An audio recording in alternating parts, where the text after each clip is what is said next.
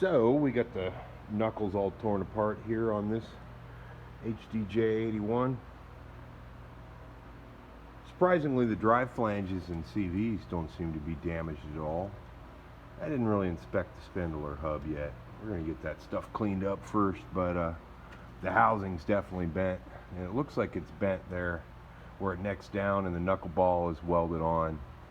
I can't get the axles out of either side currently because I think it's bent up right there and bent up pretty decent. So we got it torn down, making progress, get that stuff out, and a couple of little things we can drop the axle out. It's supposed to be 102 here tomorrow, so that might get saved for Monday. Anyways, getting it fixed.